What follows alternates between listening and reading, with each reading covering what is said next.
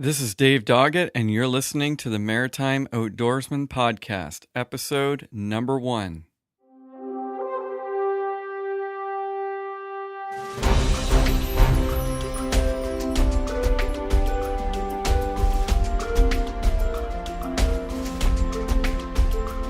Thanks for joining me on this, the very first episode of the Maritime Outdoorsman Podcast. And in this episode, I'm going to give you a very brief introduction about myself, sort of how the show came to be, and then we're going to jump right into some good content. I'm going to be interviewing Steve Clapperton, who is the host of Fishing with Friends on EastLink television. So I'm Dave Doggett, and I've kind of gradually built up to this point of producing the podcast. You may or may not have heard about this podcast series through some of the websites that I have created over the years, those being NovaScotiaFishing.com, NovaScotiaHunting.com, NewBrunswickFishing.com, NewBrunswickHunting.com, and possibly even MaritimeGardening.com. So I started off a number of years ago, actually, I think it's around 11 years ago now, creating NovaScotiaFishing.com, and a few years later, due to the request from some of the anglers on that site, kicked off the sister site, NovaScotiaHunting.com, and while I was at it, got the ball rolling on sister websites in the neighboring province of New Brunswick. So that is the series of websites there. And then a few years ago, I had some interest from gardeners who saw the format of the websites and saw, how interactive they were. And they wanted a place to talk about gardening. So I thought, well, why not? We'll make another website called Maritime Gardening. And that one's been growing as well. And I've always had a keen interest in the outdoors and in the Maritimes and doing things in the outdoors and the Maritimes.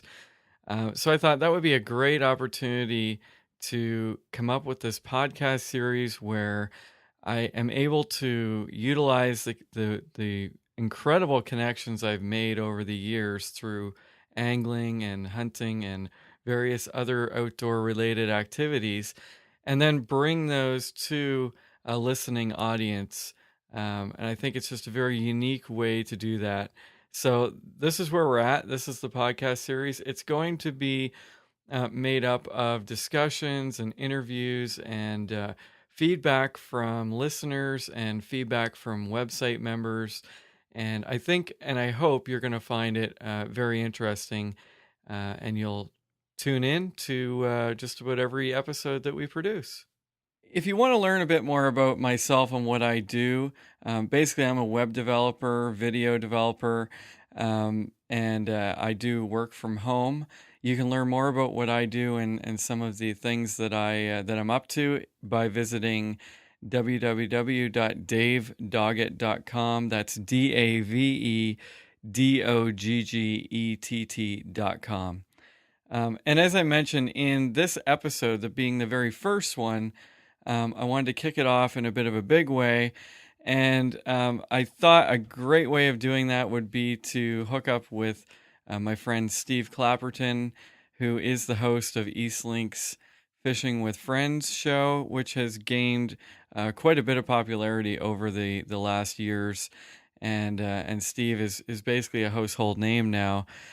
I've been fortunate enough to know Steve quite a bit before he became the host of the TV show, and I believe it goes back to several years before that, actually. And anyway, so I'm looking forward to getting on the line with Steve, and we're going to talk to him about the show. You can learn more about him, and I think that'll wrap up nicely the very first episode of the podcast. So let's go ahead, and I'm going to ring up Steve through Skype, and we'll see what he's up to, and maybe he can tell us a bit about the show up until this point and where things are headed in this upcoming season. Hello. Good evening, Steve. How are you? Good, David. How are you, buddy? Not too bad, thanks. Okay, everybody. I got my friend Steve Clapperton on the line. coming in all the way from Antigonish County. Is that correct, Steve? Yeehaw, standing in a snowstorm, Antigonish County. Excellent. Well, I'm glad to have you on the show. This is actually going to be the very first episode of the podcast, so I thought I'd try and kick it off in a fairly significant way, bringing in somebody that a fair number of the listeners have probably already heard of, if not already seen on EastLink television. So let's kick things off by just talking a bit about how many years have you been doing the Fishing with Friends show on EastLink? Oh, well, Jesus. The 7th season is just airing just now, so it's been 7 years I've been doing it, Dave, and you've known about it since the beginning. You were one of the first guys I contacted about doing the show, actually, Yeah. It's had some struggles, and it's the fan base is big fan base now, and it's going along just nicely, but just like anything that you start up, yourself, starting up businesses or getting things going, it's slow to get going, and then once you get out there and people start knowing who you are and start liking what you're doing, then it picks up pretty fast. So it's been a great 7 years, Dave. That's how long I've been at it. Awesome. And I guess to back up a bit, for the people who may not know you or may have only tuned into a few episodes, what kind of accent is that you have? It's a Scottish accent from the Scottish borders. I grew up in a small town on the River Tweed, which is, for those salmon fishers out there, know it's one of the best salmon rivers in the world. Yeah. And, of course, it also has trout in it as well. So I grew up fishing from a very, very young age, and particularly salmon. So. Awesome. Yeah, I have definitely. I don't know much about across the pond, but I have heard of the River Tweed. It's deadly famous. 40 pounders every year. Last year, I think there was something like 12,000 rod caught salmon. So there's plenty of salmon going around there. And unfortunately, it's changed since my day. Back in my day, it was association water. So a town would have a group of people that could fish the water. And then, of course, as the more money got coming into salmon fishing, and people wanted to pay bigger prices for fishing, everything turned private. So actually nowadays, it's when I go back home, I can get on a couple of bits of water, but I have to pay a little bit more to get on some of the prime beats nowadays compared to back in the day. I used to pay $100 back in the day, and that got me from the 1st of February right through to the end of November salmon fishing. So, I mean, it was a good price back then, but that was 20-odd years ago now. Okay. So, I'm sure we'll probably, if you're willing, we'll have you back several times on the show to... One of the things that comes to mind is, and we'll talk about this probably on another episode, but is, how can there be so many salmon over there and, we're struggling over here, but we can talk about that later. There you go. Yeah, there's a few points there, yeah. Yeah, for sure. So back to the show, I guess. I remember, in fact, I can remember exactly where I was sitting in another place that I lived when you called one day, and we're kind of, bouncing the idea around, and so I guess that's a pretty entrepreneurial thing to do, and I am definitely a hardcore entrepreneur.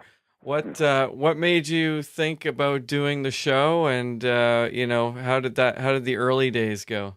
Well, it started off with, when I moved to Canada first. I lived in Ontario, and there was a pile of fishing there, and of course all the fishing shows on TV. Then I went to BC, and same there. There was loads of good fishing and loads of fishing shows about it. And then 3 years later, I moved to Nova Scotia, where I am now, and the fishing is just phenomenal fishing. And I couldn't believe there wasn't a TV show advertising this kind of fishing that they have here in Nova Scotia. And so I just decided to fill out a form for EastLink TV. They were looking for volunteers to new program ideas, and I filled it out and sent it off to who's now my camera guy, Danny Harvey, and he responded within 5 minutes saying, yeah, that's a great idea, let's give it a bash. So awesome. So they got a hold of me, and we went out and we done, I don't know if anybody will ever remember, my first ever show. It was just on the EastLink magazine. It was just a 5-minute skit. We went out to Gillis Lake, probably about this time of year actually, and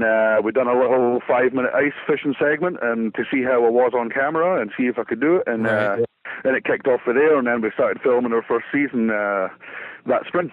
So awesome. It took off pretty well, so. Awesome. So you you were a professional rugby player. Is that correct? Yes, that's what I done back home. I played in professional in Scotland for 7 years, and then I got a contract in Ontario, Canada. That's when I moved to Canada, and played out a 1-year contract there, and then I got a 3-year contract in Vancouver Island, and then when I moved back to Nova Scotia, there wasn't really any professional rugby in Nova Scotia, but I did continue on playing with Pictou County, and I also played for the Nova Scotia Celtics as well, and now that I'm old and retired from rugby, I kept my finger in the rugby, and I coach the St. FX women's rugby team now. So nice. Yes, it's hard. It's like fishing. It'll be a hard sport ever to get out totally. If ever I couldn't fish, I'm sure I would still tie flies and tell stories Sure. Excellent. Awesome. So you are, I think it's pretty apparent from watching the show, and I've been one of the fortunate ones that have gotten to know you personally. Yep. And you would be, I guess, pretty much in the same category as myself as a multi-species angler, multi-method angler.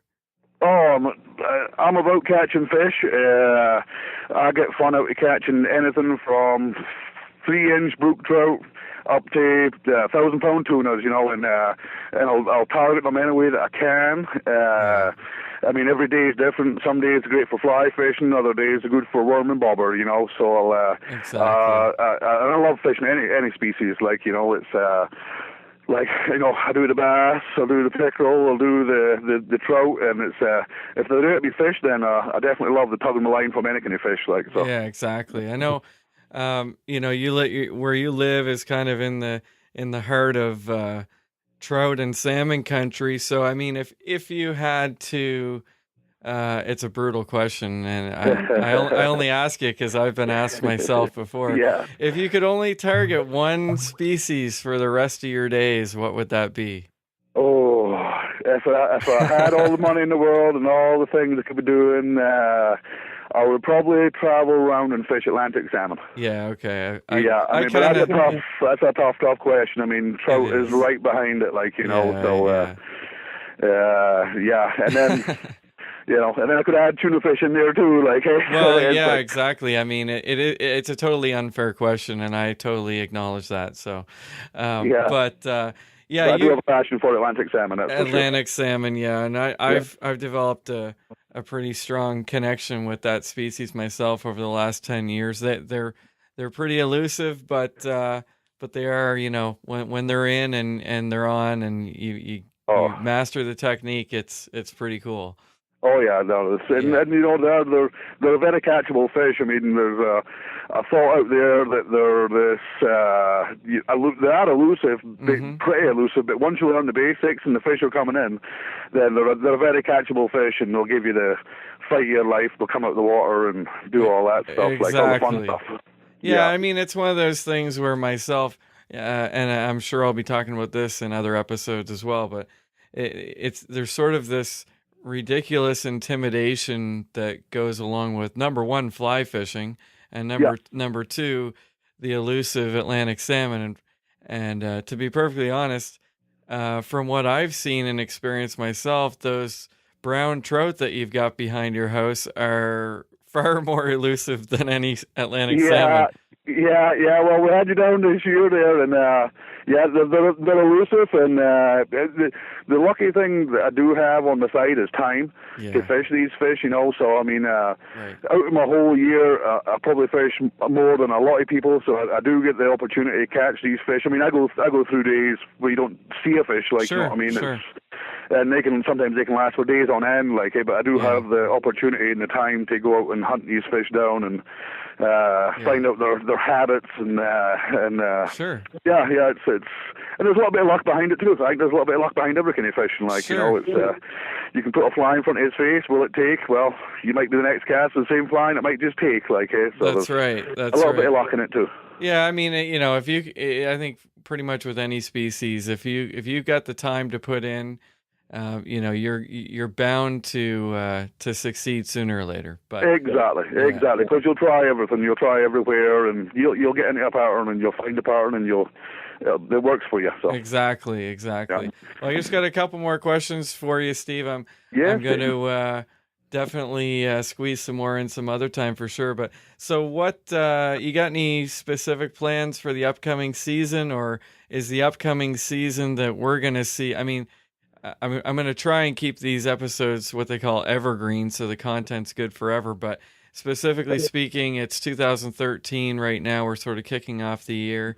The episodes that we're going to see in the upcoming season, they were recorded last year. Is that correct? Yes, exactly. The last day of fishing last year was October 25th, I think it was last year, for obviously fall salmon. Like, I probably could have ran another show later in November for striped bass, but just with the things I was doing around here, I never had time to get it done. Like, so yeah, everything that's getting shown just now is from last year. Like, so. Okay. And of course, in 40 odd days from now, we'll be back at the season again, and we'll be out filming for next year. So. Awesome.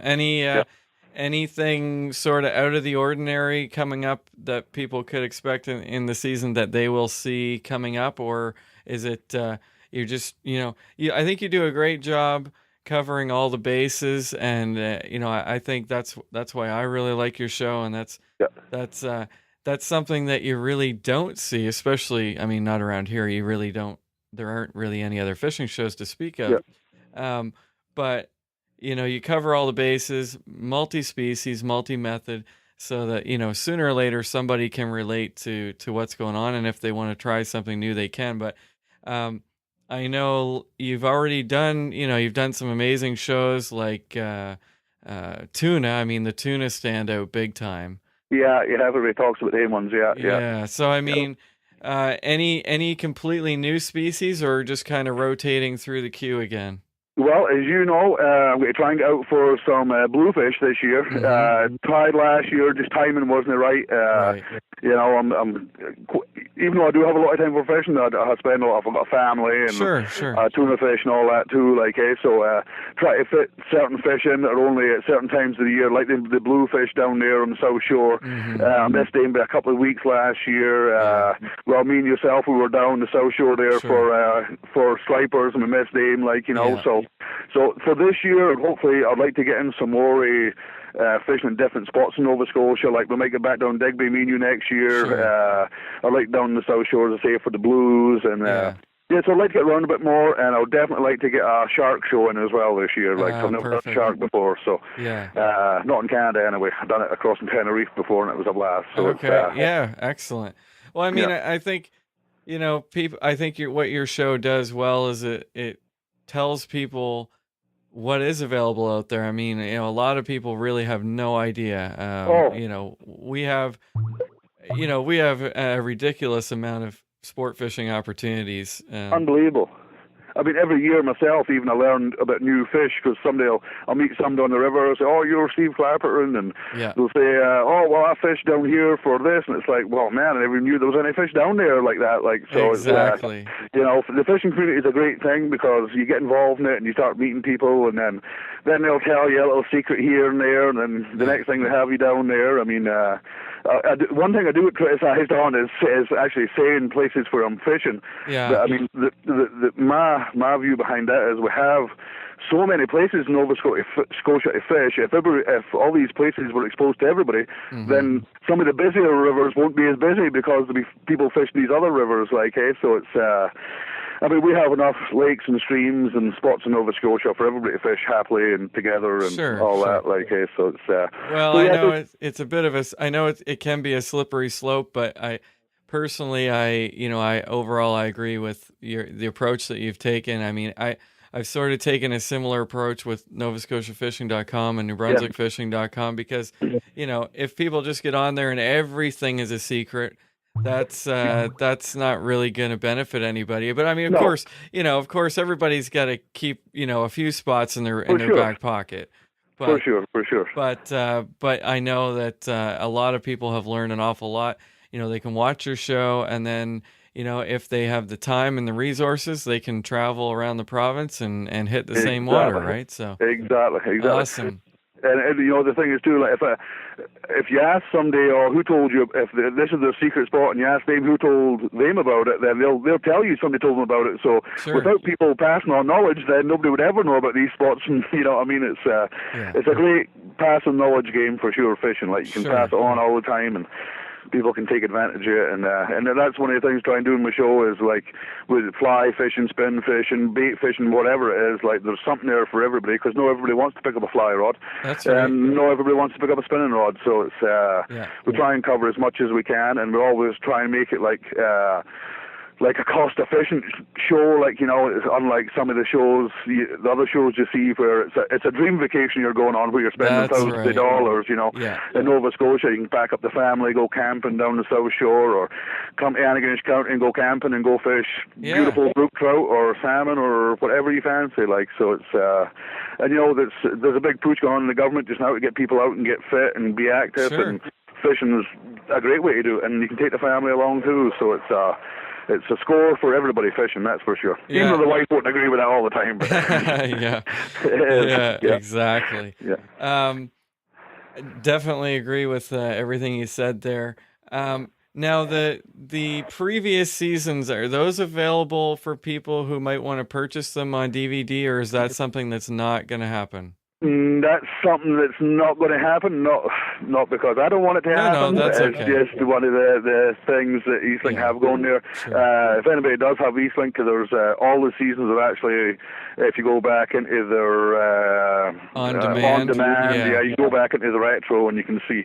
I can't believe they're calling it retro. It was only 7 years ago, but anyway, there's you go back into the retro and see all our stuff. So and I'm actually talking to them just now about letting me release clips on YouTube as well, like and starting up my own little YouTube channel, like. Well, that would be good. I mean, I didn't mean to ask that in a negative way at all. Not at all. But you know, I was gonna say, you know, or you know, are they just available in EastLink on demand? I mean, that's a pretty clever thing to do, and I tune into, you know, I check out episodes from time to time from previous seasons, just, you know, because I am an EastLink customer, and I guess that, you know, that's one of the advantages. And if you're not, well, who knows? Maybe down the road you'll be able to see clips on YouTube and that kind of stuff. So exactly, that's the way I'm going to go with some of the older stuff. Like EastLink have given me permission to do that. So sure. No, that's good. That's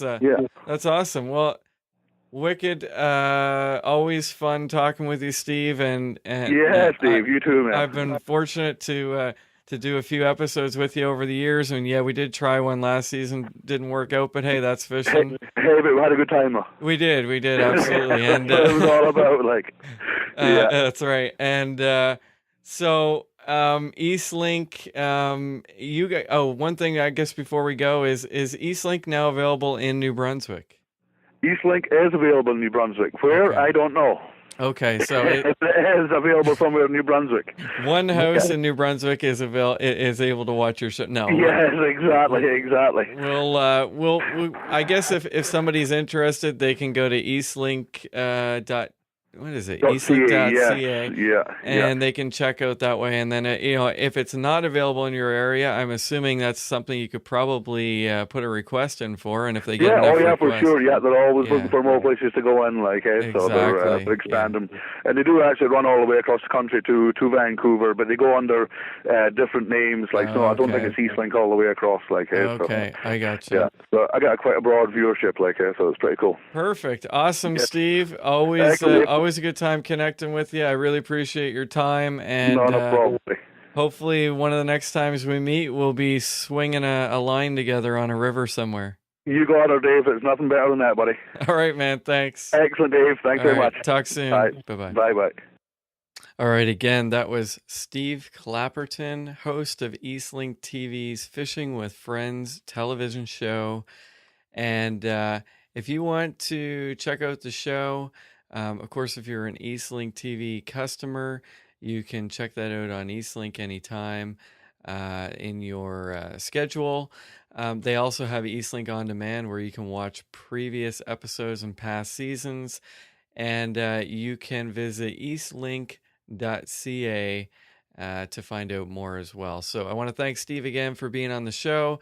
And if you want to check out the show notes for this episode, they're always available at maritimeoutdoorsman.com. And you can find this under episode number 1, and it'll be on the site as 001. Thanks again. I'm Dave Doggett, and we'll see you on the next episode of the Maritime Outdoorsman Podcast.